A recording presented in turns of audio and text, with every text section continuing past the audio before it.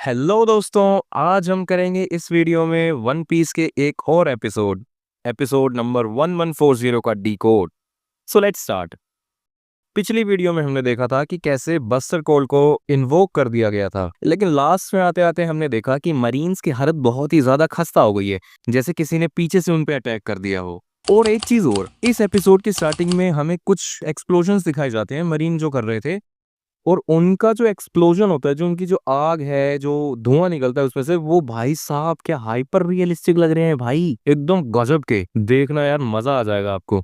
चलिए अब शुरू करते हैं अपने एपिसोड को। एपिसोड की स्टार्टिंग में हमें दिखाया जाता है कि कुछ मरीन्स लूफी को घेर के खड़े हुए हैं अब भी, और लूफी खा खा के एकदम फूल चुका है पूरा। मरीन्स कहते हैं ये एम्पर ऑफ द सी है, इसको तो पकड़ना पड़ेगा ही। लिटरली मरीन्स की फट रही होती है लूफी को देख के, लेकिन फिर भी कहीं ना कहीं अपनी दिखानी है ना चौड़पंती, तो वही मरीन्स कर रहे हैं उस टाइम पे। और फिर हम देखते हैं कि कैसे लूफी ने सारा खाना जो खा खा के फूला हुआ होता है, वो एकदम से पता नहीं कहाँ से कितना जोर लगाता है, एकदम से पिचक जाता है, यानी वो अपनी नॉर्मल कंडीशन में आ जाता है। मरीन्स कहते हैं ये बंदा इंसान भी है क्या, इतनी बड़ी फूली हुई बॉडी को इसने एक बार में पिचका दिया, सारा खाना एक बार में डाइजेस्ट कर दिया, क्या ये पॉसिबल भी है। इतने में ही उन लोग के पास भी एक धमाका होता है जिसमें लूफी गायब हो जाता है। गायब इन द सेंस कि मतलब उनकी नजरों से दूर हो जाता है। मरीन्स ढूंढ रहे होते हैं लूफी को कि लूफी कहाँ चला गया, एम्पर ऑफ द सी कहाँ चला गया। और फिर एक मरीन कहता है कि मेरे 3 गिनने पे लूफी के हाथ में सी प्रिज्म स्टोन के जो हैंडकफ्स हैं वो लगा देंगे। लेकिन हम देखते हैं कि लूफी गियर 5 में बदल चुका है, यानी अपनी नीगा फॉर्म में आ चुका है, और उसने अपने आसपास के एनवायरमेंट को भी मैनिपुलेट कर दिया। जो ग्राउंड था जिसपे वो खड़े थे मरीन्स लोग, वो रबर का ग्राउंड बन गया, और सारे मरीन्स उछल रहे हैं ऊपर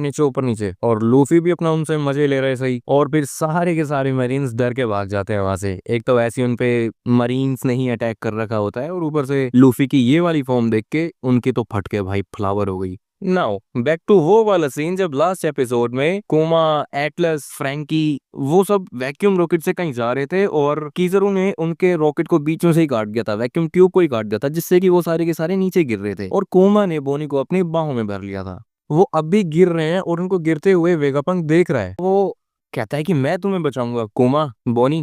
वो एटलस को फोन लगाता है। अब एटलस खुद भी हवा में ही लटकी हुई है, मतलब वो भी गिर रही है, लेकिन फिर भी उसको कॉल लगाता है, उसको शायद कुछ ऑर्डर देना होगा। और फिर नेक्स्ट सीन में हमें दिखाते हैं कि कीजरू को सैटर्न ऑर्डर देता है कि उन दोनों बाप बेटी को शूट कर डालो। ना जो सिचुएशन है वो काफी ज्यादा इंटेंस हो चुकी है।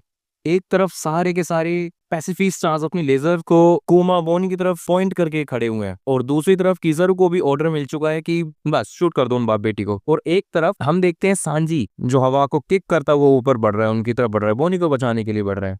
अभी एटलस को जो वेगापंक ने बोला होता है, वो मैसेज एटलस बोनी को डिलीवर करती है। एटलस बोनी के पास जाती है और कुछ कुछ कुछ कुछ खुसुर पुसुर करती है, जो कि हमें तो घंटा नहीं पता होता क्या बोल रही है, क्योंकि सीक्रेट है भाई, बाद में रिवील करेंगे। और जब वो एटलस बोनी को कुछ बताती है, उसके बाद नेक्स्ट सीन में हम देखते हैं कि बोनी पैसिफिक स्टार्स को चिल्ला के कुछ बोल रही होती है। होता उसा डोंट शूट, इधर शूट मत करो, हमें बाहर निकलने में हेल्प करो। न जाने क्यों, मे बी वेगापंक ने कुछ ऐसी सेटिंग कर रखी होगी उनमें। और इतने में ही हम देखते हैं जो पैसिफिक स्टार्स कुमा और बोनी की तरफ पॉइंट आउट करके खड़े हुए थे, अब उनका जो टारगेट है वो नेवी के लोग बन चुके हैं, मरीन्स बन चुके हैं।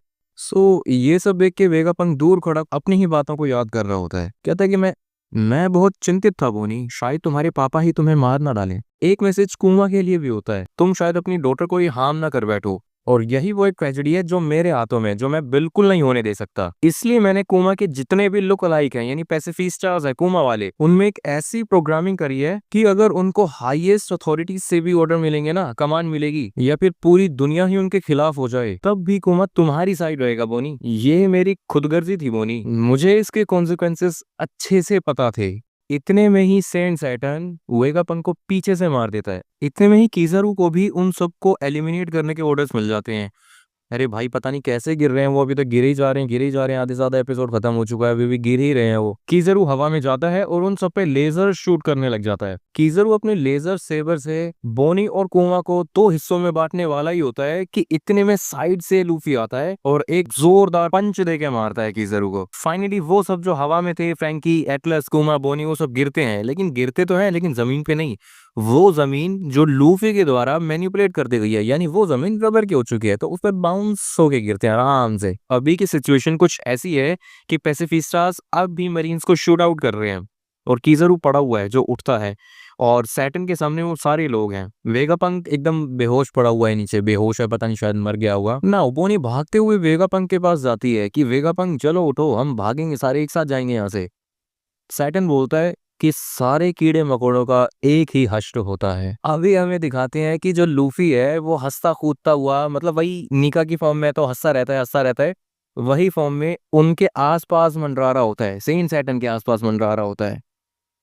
और नेक्स्ट सीन में हमें दिखाते हैं वो रोबोट जो स्टार्टिंग में हमें दिखाया था, एगहेड आइलैंड की जो आर्क है उसके स्टार्टिंग में एक रोबोट दिखाया था ना, बड़ा सा, जो काफी ज्यादा 800 साल पुराना है लगभग। उसकी भी आंखें चमक उठती है, यानी वो भी जिंदा हो उठा है। अभी ये सब जो हो रहा है इसके बैकग्राउंड में ड्रम्स ऑफ लिबरेशन बज रहे हैं, जिसको सुन के बोनी समझ जाती है कि ये कहीं ना कहीं नीका है। बोनी को याद आता है कि एक बार उसके पापा ने बताया था कि वो आएगा, वो यानी नीका हंसते हुए आएगा, और बैकग्राउंड में ये ड्रम्स बज रहे होंगे, ड्रम्स ऑफ लिबरेशन, तन तत तत तन तत तत तन तत तत। इतने में वेगापंक बोलता है, क्या तुमने अभी भी रियलाइज नहीं करा, ये वही है। मैं भी विश्वास नहीं कर सकता था जब तक मैंने देख नहीं लिया अपनी आंखों से। मूगीवारा लूफी जिस पर कोमा की नजर थी, वही सन गॉड निका है, जिसे सुन के बॉनी काफी ज्यादा शॉक हो जाती है।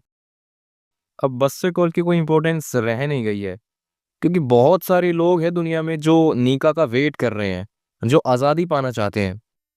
नाउ अगले सीन में हम देखते हैं कि नॉर्थ ईस्ट कोस्ट से एगेड आइलैंड की तरफ कोई बढ़ रहा होता है, जिसे देख के सारे के सारे नेवी के मैन अलर्ट हो जाते हैं कि सबको मैसेज भेज देते हैं, और ऑर्डर्स तो उन्हें मिल नहीं रहे होते कहीं से भी, क्योंकि सब बिजी हैं अपना अपना। वो शिप इतनी बड़ी थी कि उनके सामने मरीन्स के शिप बच्चे लग रहे थे, और उस शिप में सवार थे दो जायंट्स।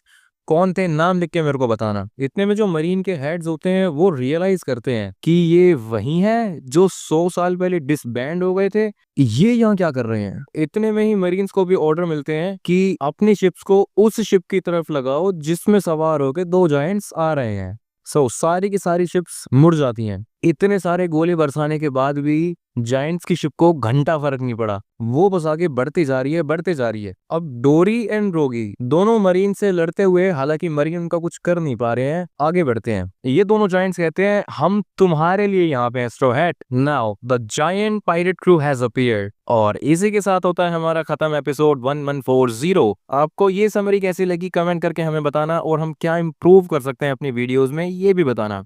जाते जाते आपके लिए क्वेश्चन है, आपको क्या लगता है कि क्या बोनी स्ट्रॉ हैट्स को ज्वाइन करेगी या नहीं करेगी?